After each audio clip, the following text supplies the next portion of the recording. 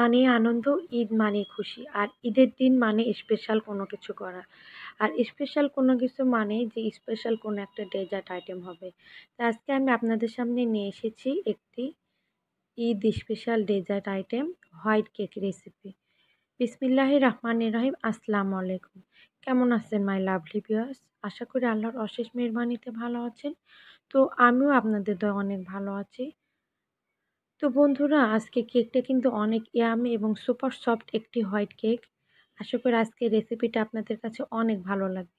আর ঈদের দিন একটু বাচ্চাদের এরকম রেসিপি অনেক ভালো লাগে। তো এই রেসিপিটি তৈরি করতে যে উপকরণগুলো লাগবে, চলুন একটু দেখে নেওয়া যাক।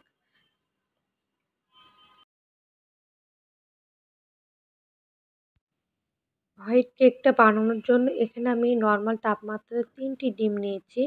আর ৩টি ডিমের হলুদ অংশ আলাদা করে নিচ্ছি। এভাবে আলাদা করে নিচ্ছি। একটু লক্ষ্য করুন কিভাবে আলাদা করে নিচ্ছি।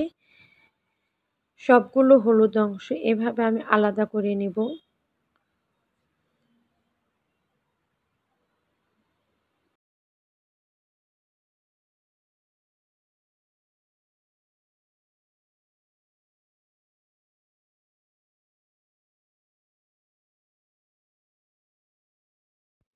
ডিমের হলুদ অংশগুলো আলাদা করে নিয়েছি।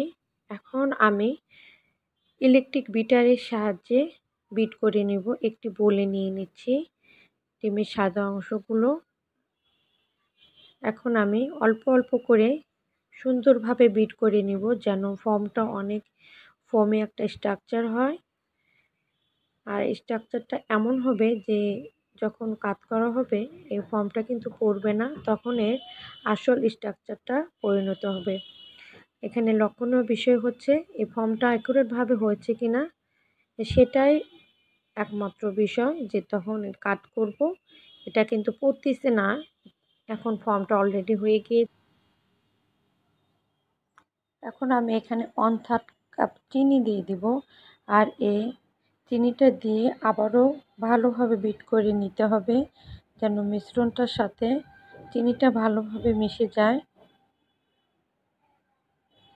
সবগুলো চিনি অল্প অল্প করে দিয়ে নিতে হবে আর বিট করে নিতে হবে। দিয়ে দিচ্ছি 1/2 চা চামচ ভ্যানিলা এসেন্স। আর ভ্যানিলা এসেন্সটা আপনারা যে কোনো ব্র্যান্ডের নিতে পারেন, তবে আমার মতে ফ্রস্টেড ফ্লাক্সের ভ্যানিলা এসেন্সটা সবচেয়ে ভালো, আপনারা সেটাও নিতে পারেন। আবারও বিট করে নিচ্ছি সবগুলো চিনি, ভ্যানিলা এসেন্স আর ডিমের ফর্মটা বিট করা হয়ে গিয়েছে। এখন আমি এখানে শুকনো উপকরণ 1/3 কাপ ময়দা দিয়ে দিচ্ছি।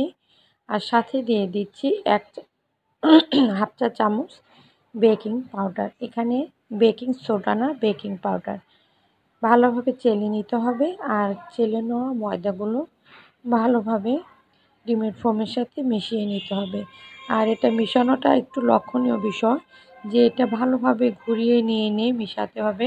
আর এক পাশ থেকে মিশাতে হবে, আর সাইডটা পরিবর্তন করা যাবে না। এক পাশ থেকে দেখুন আমি কিভাবে করছি, এক পাশ থেকে ঘুরিয়ে নিয়ে সবগুলো ভালোভাবে মিশিয়ে নিচ্ছি। সবগুলো ভালোভাবে মিশিয়ে নেওয়া হয়ে গিয়েছে ফোমের সাথে।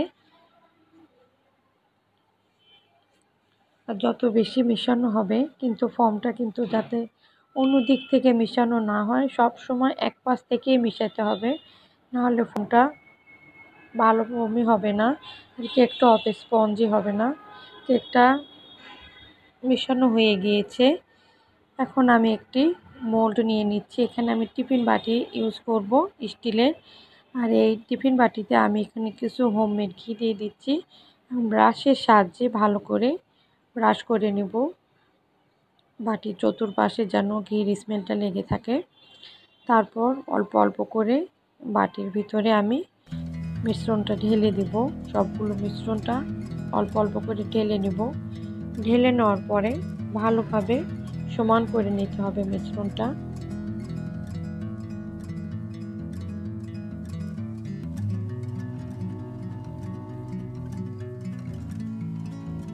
সবগুলো মিশ্রণ বাটিতে নেওয়া হয়েছে। এখন ভালোভাবে এটা আমি বিছিয়ে দেব, যাতে কোনো রকম কোনো ফাঁকা না থাকে।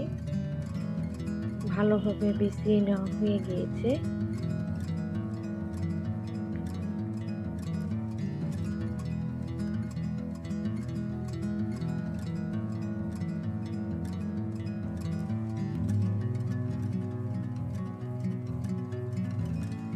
এখন আমি বাটিতে ঢাকনা দিয়ে দিচ্ছি, দিয়ে রাইস কুকারের ভিতরে যে বোলটা আছে সেটা আমি গ্যাসের চুলা বসিয়ে দিয়ে এখানে একটি স্ট্যান্ড দিয়ে দিচ্ছি।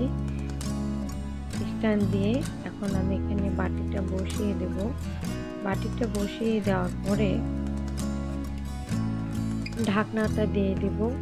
আর এখানে আমি কোনো রকম পানি ইউজ করব না, জাস্ট অল্প আছে কেকটা 30 মিনিটের জন্য বেক করব। 30 মিনিট পর আমি আসতেছি। আর এখন আমি কেকটা চেক করব হয়েছে কিনা টুথপিকের সাহায্যে। টুথপিকটা বসিয়ে দিচ্ছি কেকে।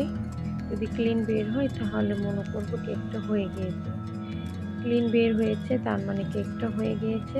এখন আমি কেকটা মোল্ড থেকে বের করে নিয়ে চাকুর সাহায্যে মোল্ড আউট করে নেব।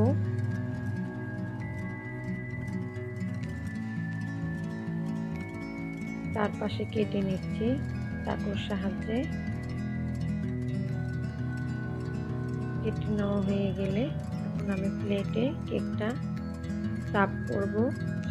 সার্ভ করার জন্য প্লেটে আমি ঢেলে নেব। কতটা সফট হয়েছে দেখুন বন্ধুরা।